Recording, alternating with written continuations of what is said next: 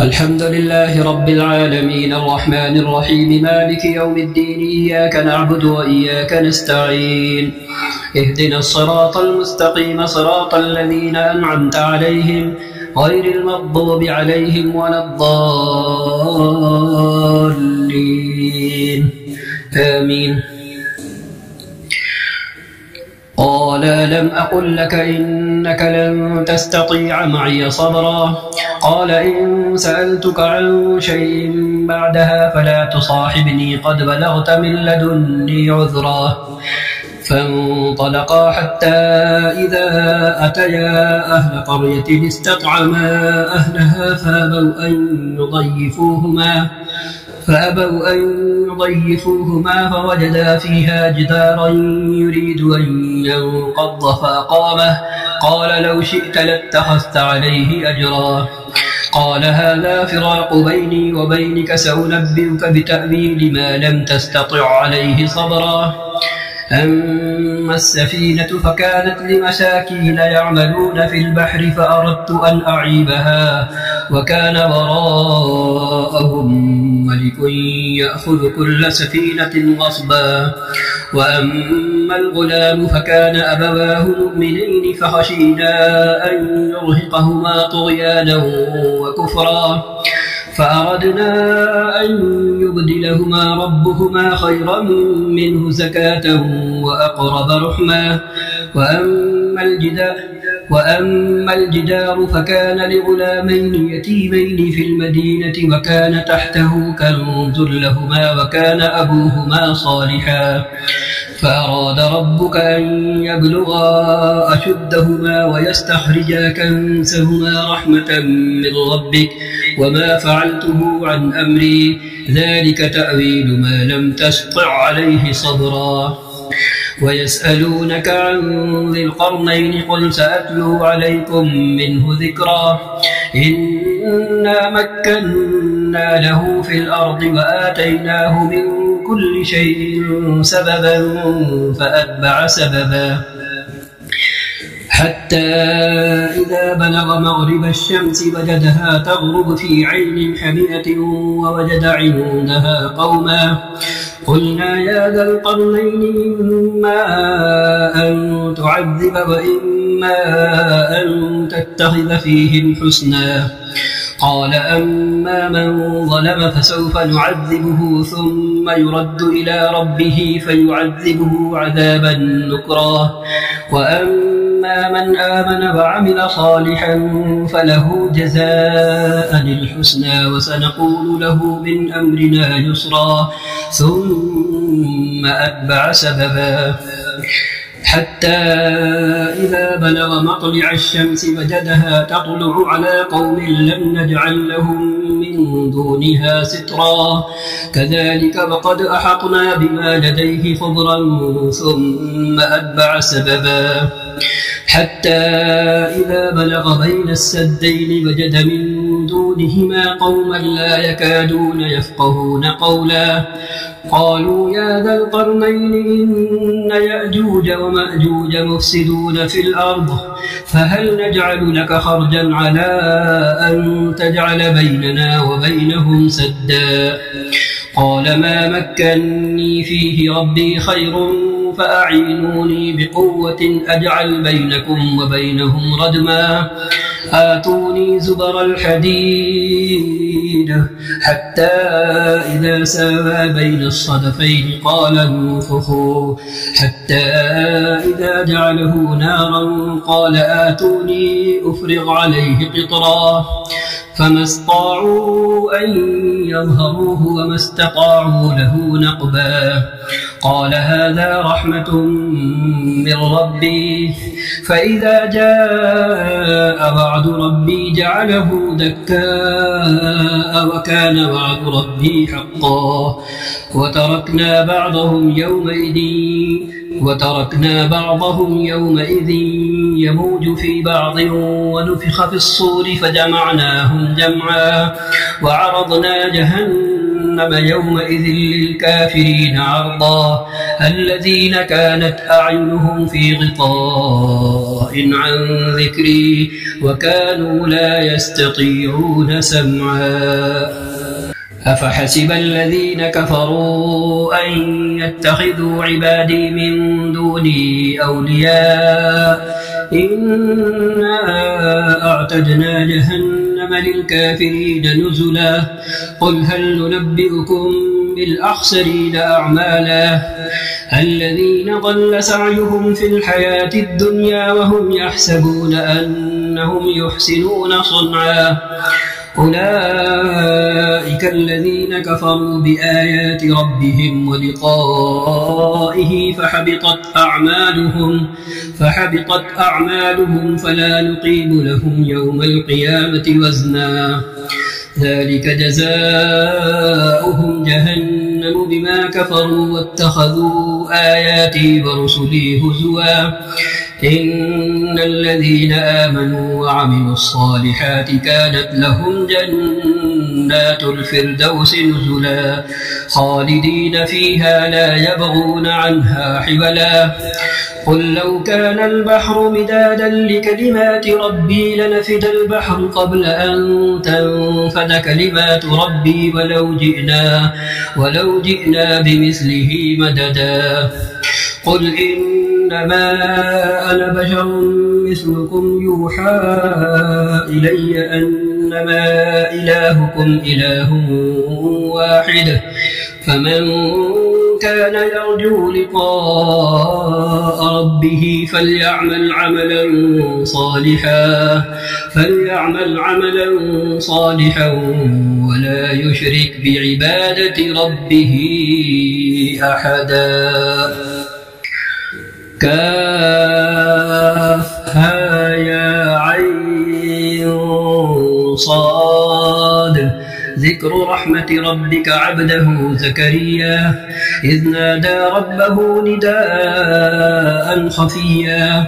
قال رب إني وهن العظم مني واشتعل الرأس شيبا ولم أكن بدعائك رب شقيا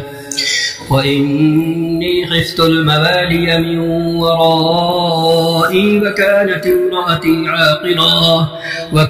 امرأتي عاقرا فهب لي من لدنك وليا يرثني ويرث من آل يعقوب واجعله رب رضيا يا زكريا إنا نبشرك بغلام اسمه يحيى لم نجعل له من قبل سميا قال رب أنى يكون لي غلام وكانت امرأتي عاقرا قال رب أنى يكون لي غلام وكانت امرأتي عاقرا وقد بلغت من الكبر عتيا قال كذلك قال ربك هو علي هين وقد خلقتك من قبل ولم تك شيئا قال رب اجعل لي آية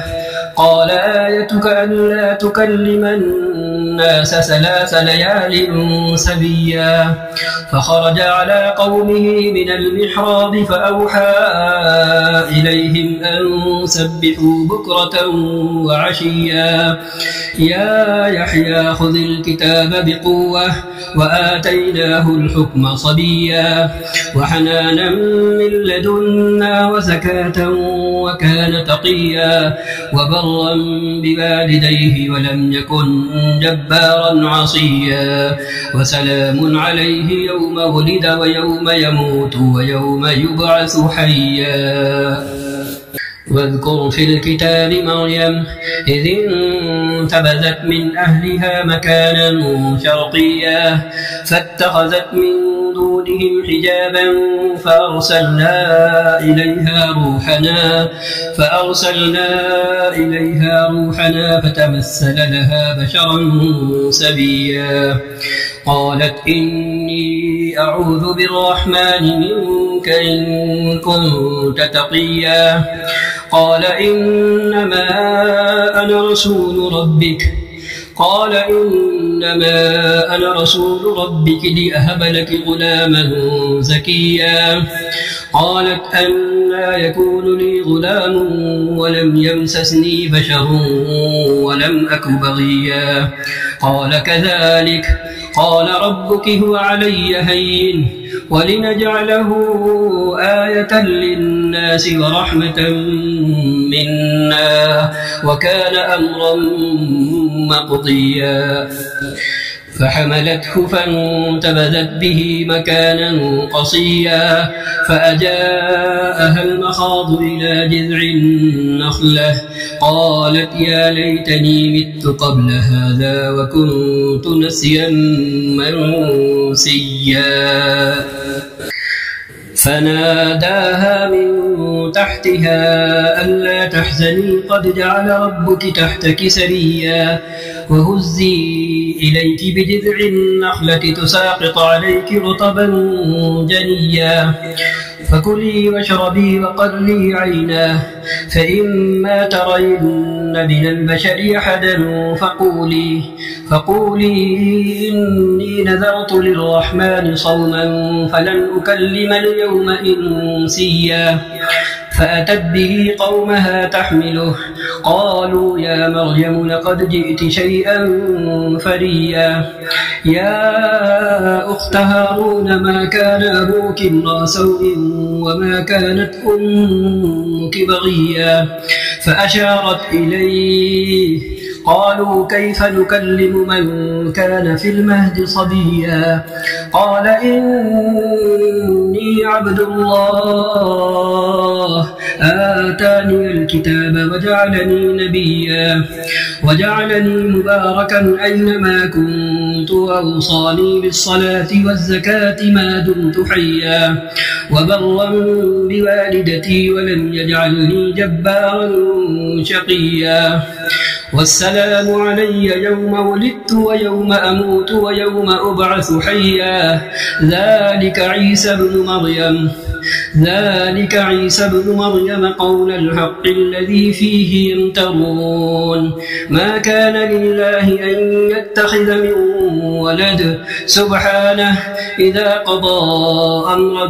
فإنما يقول له كن فيكون وإن الله ربي وربكم فاعبدوه هذا صراط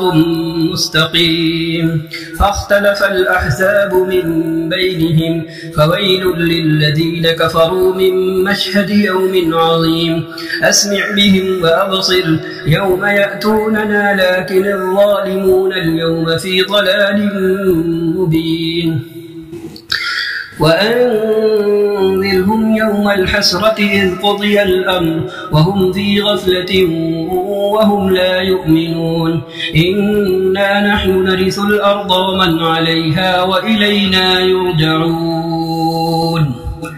واذكر في الكتاب إبراهيم إنه كان صديقا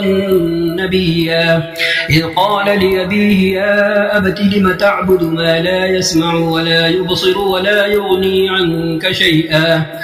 يا أبت إني قد جاءني من العلم ما لم يأتك فاتبعني أهدك صراطا سويا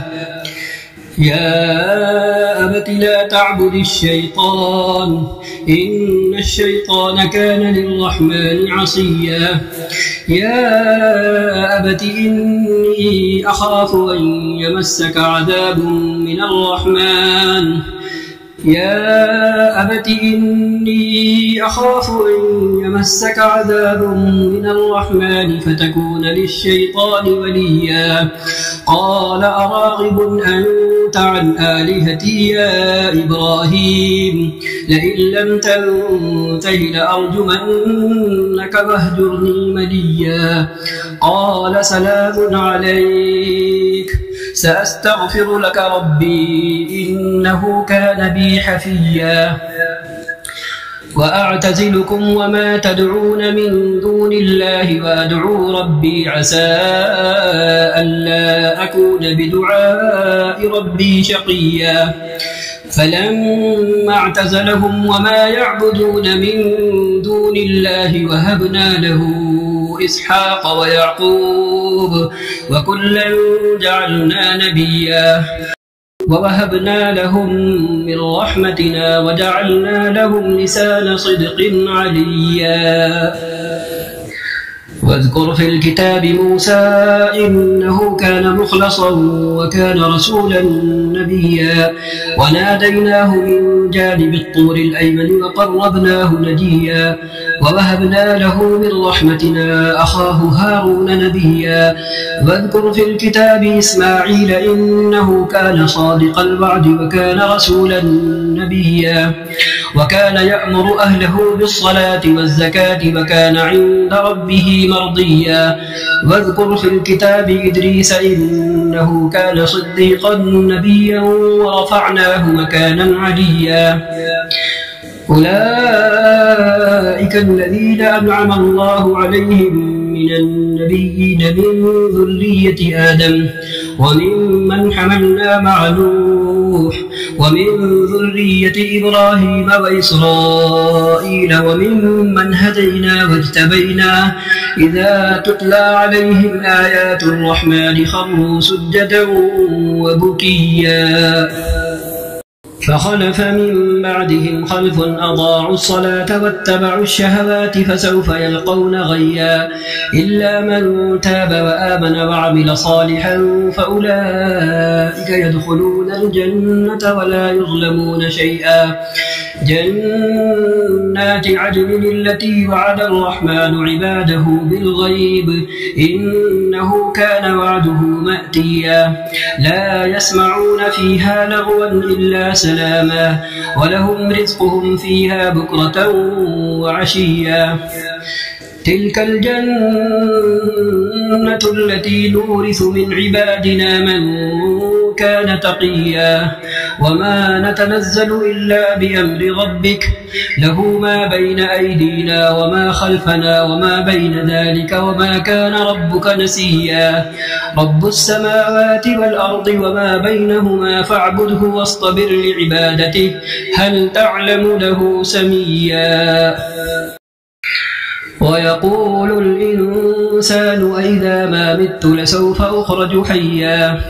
أولا يذكر الإنسان أنا خلقناه من قبل ولم يك شيئا فوربك لنحشرنهم والشياطين ثم لنحضرنهم حول جهنم جثيا ثم لننزعن من كل شيعة أيهم أشد على الرحمن عتيا ثم لنحن أعلم بالذين هم أولى بها صليا وإن منكم إلا واردها كان على ربك حتما مقضيا ثم ننجي الذين اتقوا ونذر الظالمين فيها جثيا وإذا تتلى عليهم آياتنا بينات قال الذين كفروا للذين آمنوا أي الفريقين خير مقاما وأحسن نديا وكم أهلكنا قبلهم من قرن هم أحسن أثاثا ورئيا قل من كان في الضلالة فليمدد له الرحمن مدا حتى إذا رأوا ما يوعدون إما العذاب وإما الساعة فسيعلمون من هو شر مكانا وأضعف جندا ويزيد الله الذين اهتدوا هدى والباقيات الصالحات خير عند ربك ثوابا وخير مردا أفرأيت الذي كفر بآياتنا وقال لأوتين مالا وولدا أطلع الغيب أم اتخذ عند الرحمن عهدا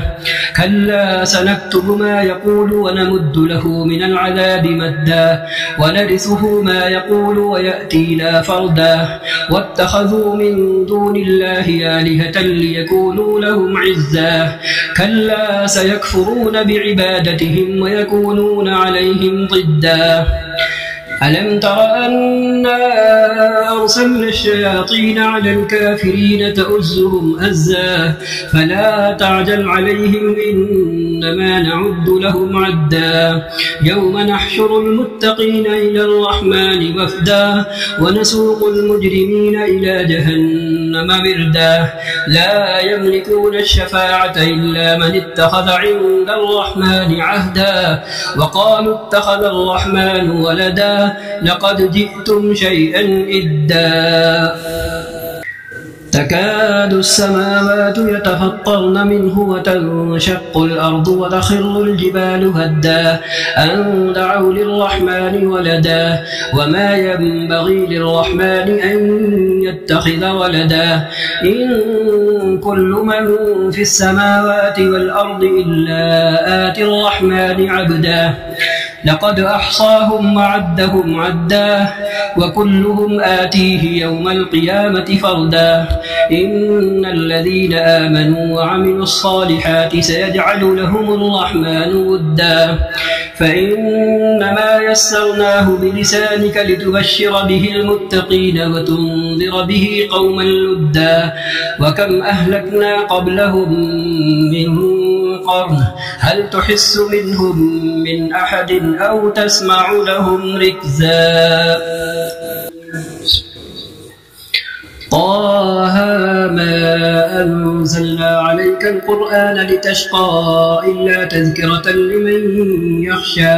تنزيلا ممن خلق الأرض والسماوات العلى الرحمن على العرش استوى له ما في السماوات وما في الأرض وما بينهما وما تحت الثرى وإن تجهر بالقول فإنه يعلم السر وأخفى الله لا إله إلا هو له الأسماء الحسنى وهل أتاك حديث موسى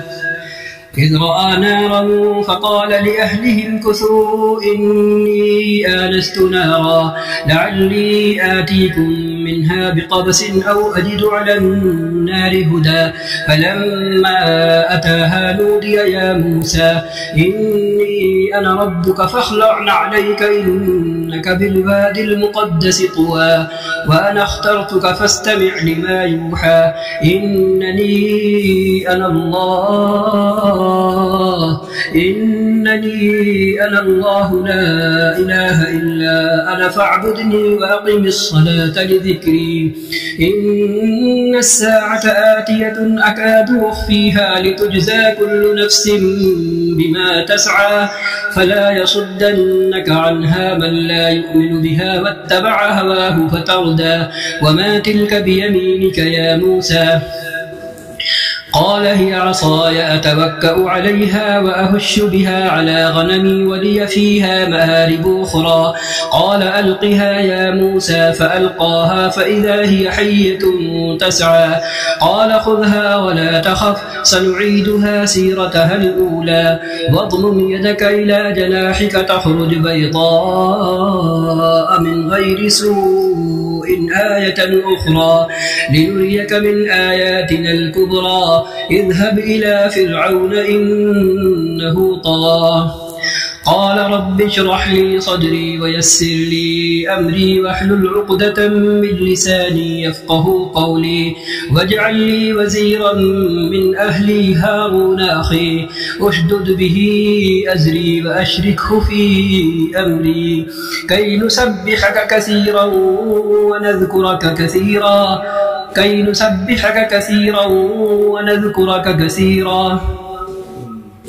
إنك كنت بنا بصيرا قال قد أوتيت سؤلك يا موسى ولقد مننا عليك مرة أخرى إذ أوحينا إلى أمك ما يوحى أن اقذفيه في التابوت فاقذفيه في اليم فليلقه اليم بالساحل يأخذه عدو لي وعدو له وألقيت عليك محبة مني ولتصنع على عيني إذ تمشي أختك فتقول هل أدلكم على من يكفله فرجعناك إلى أمك كي تقر عينها ولا تحزن وقتلت نفسا فنجيناك من الغم وفتناك فتونا فلبثت سنين في أهل مدين ثم جئت على قدر يا موسى واصطنعتك لنفسي اذهب أنت وأخوك بآياتي ولا تنيا في ذكري اذهبا إلى فرعون إنه طغى فقولا له قولا لينا لعله يتذكر أو يخشى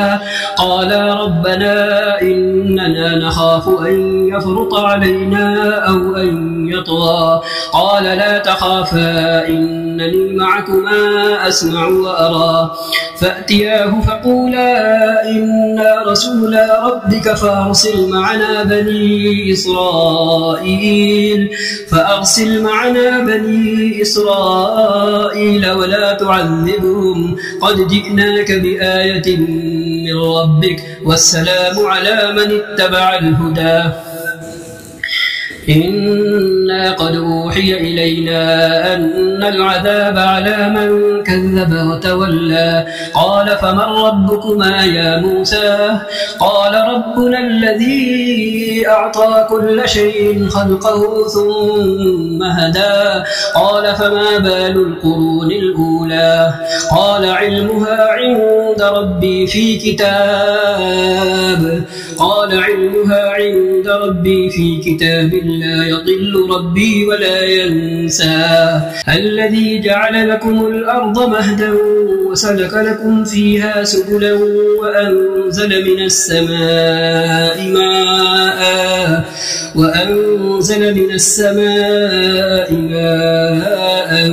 فأخرجنا به أزواجا من نبات شتى كلوا وارعوا أنعامكم إن في ذلك لآيات لأولي النهى منها خلقناكم وفيها نعيدكم ومنها نخرجكم تارة أخرى ولقد أريناه آياتنا كلها فكذب وأبى قال أجئتنا لتخرجنا من أرضنا بسحرك يا موسى فلنأتينك بسحر مثله فاجعل بيننا وبينك موعدا لا نخلفه نحن ولا أنت مكانا سوى قال موعدكم يوم الزينة وأن يحشر الناس ضحى فتولى فرعون فجمع كيده ثم أتى قال لهم موسى ويلكم لا تفتروا على الله كذبا فيسحتكم بعذاب وقد خاب من افترى فتنازعوا أمرهم بينهم وأسروا النجوى قالوا إن هذان لساحران يريدان أن يخرجاكم من أرضكم بسحرهما ويذهبا بطريقتكم المثلى فأجمعوا كيدكم ثم أتوا صفا وقد أفلح اليوم من استعلى قالوا يا موسى إما أن تلقي وإما أن نكون أول من ألقى قال بل ألقوه فإذا حبالهم وعصيهم يخيل إليه من سحرهم أنها تسعى فأوجس في نفسه خيفة موسى قلنا لا تخف إنك أنت الأعلى وألق ما في يمينك تلقف ما صنعوا إنما صنعوا كيد ساحر ولا يفلح الساحر حيث أتى فألقي السحرة سجدا قالوا آمنا برب هارون وموسى قال آمنتم له قبل أن آذن لكم إنه لكبيركم الذي علمكم السحر فلأقطعن أيديكم وأرجلكم من خلاف ولأصلبنكم في جذوع النخل ولتعلمن أينا أشد عذابا وأبقى قالوا لن نؤثرك على ما جاءنا من البينات والذي فطرنا فاقض ما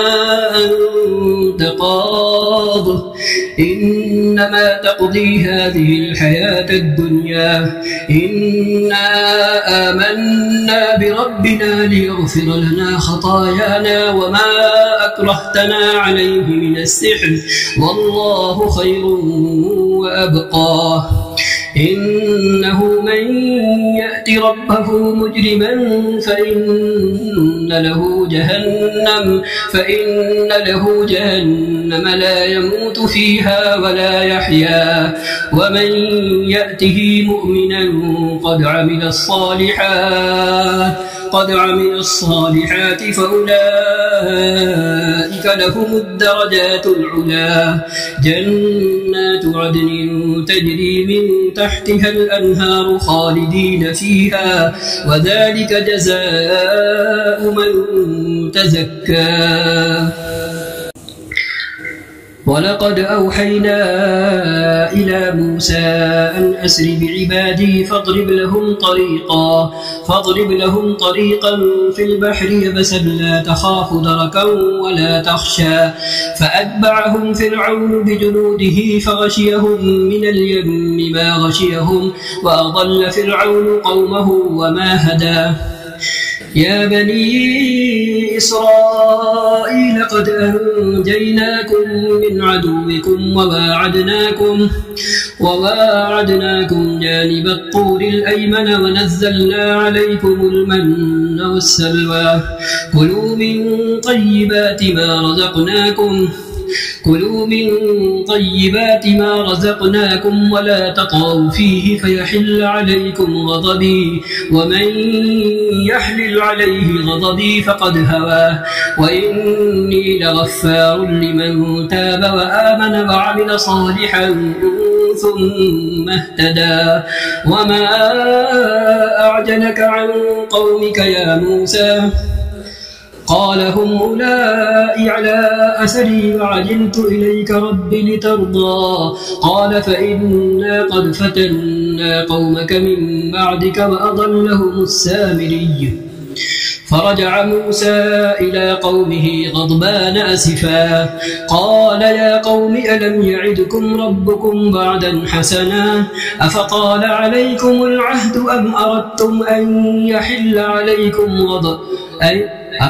عليكم العهد أم أردتم أن يحل عليكم غضب من ربكم فأخلفتم موعدي قالوا ما أخلفنا موعدك بملكنا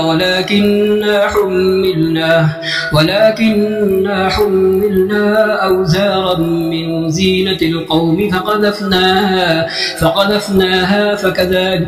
فقذفناها فكذلك ألقى السامري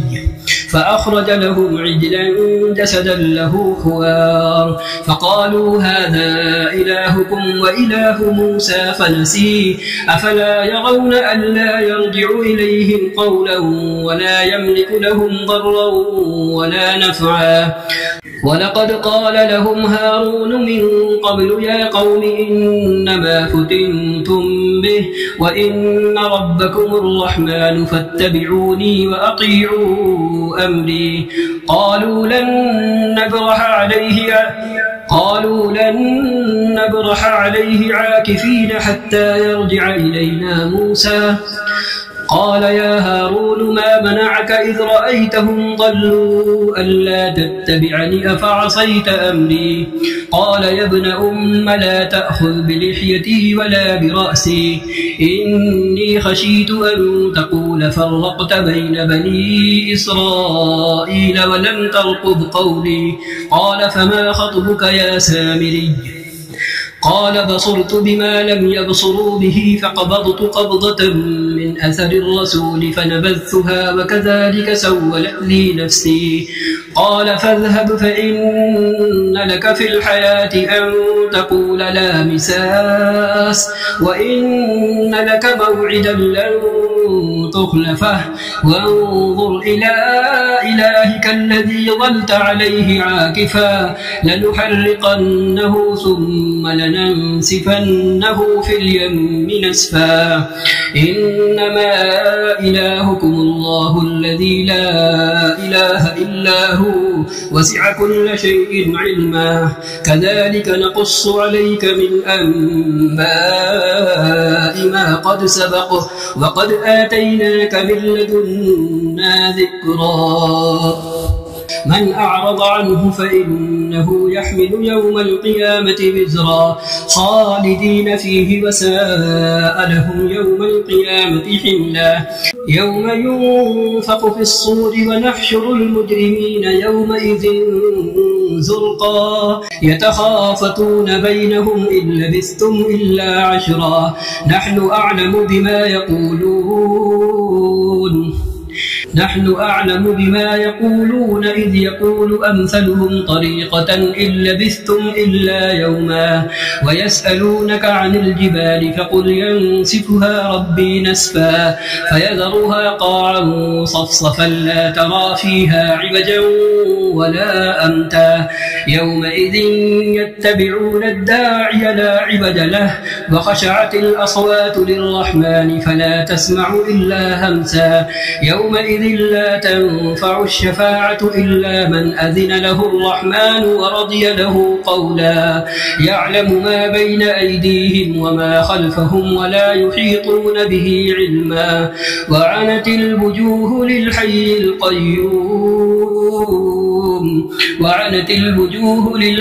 القيوم وقد خاب من حمل ظلما ومن يعمل من الصالحات وهو مؤمن فلا يخاف ظلما ولا هضما وكذلك أنزلناه قرآنا عربيا وصرفنا فيه من الوعيد لعلهم يتقون أو يحدث لهم ذكرا فتعالى الله الملك الحق ولا تعجل بالقرآن من قبل أن يقضى إليك وحيه وقل رب زدني علما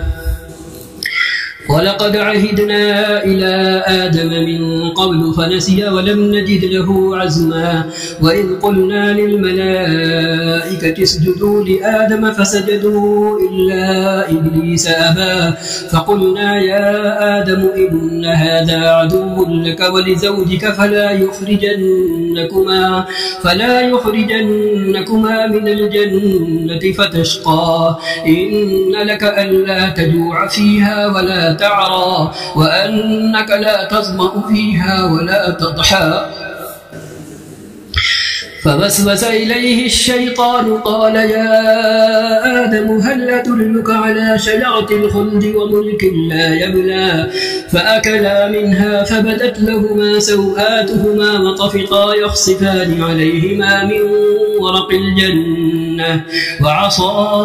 آدم ربه فغوى ثم اجتباه ربه فتاب عليه وهدى قال اهبطا منها جميعا بعضكم لبعض عدو فإما يأتينكم مني هدى فمن اتبع هداي فلا يضل ولا يشقى ومن أعرض عن ذكري فإن له معيشة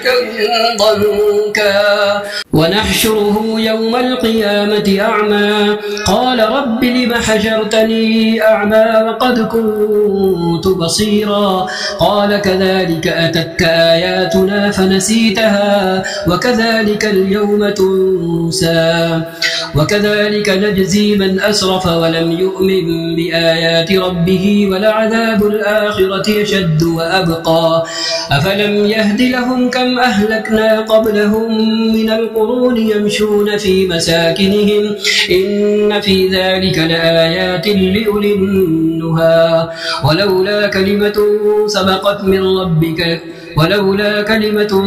سبقت من ربك لكان لزاما وأجل مسمى فاصبر على ما يقولون وسبح بحمد ربك قبل طلوع الشمس وقبل غروبها ومن آناء الليل فسبح وأطراف النهار لعلك ترضى ولا تمدن عينيك إلى ما متعنا به أزواجا منهم زهرة الحياة الدنيا لنفتنهم فيه ورزق ربك خير وأبقى وأمر أهلك بالصلاة واصطبر عليها لا نسألك رزقا نحن نرزقك والعاقبة للتقوى وقالوا لولا يأتينا بآية من ربه أولم تأتهم بينة ما في الصحف الأولى ولو أنا أهلكناهم بعذاب من قبله لقالوا ربنا لولا أرسلت إلينا رسولا فنتبع آياتك من قبل أن نذل ونخزى قل كل متربص فتربصوا فستعلمون من أصحاب الصراط السوي ومن اهتدى. صدق الله العظيم وصدق رسوله النبي الكريم ونحن على ذلك من الشاهدين وصلى الله وسلم على سيدنا ونحمد خاتم النبيين والمرسلين وعلى آله وصحبه ومن تبعهم بإحسان إلى يوم الدين.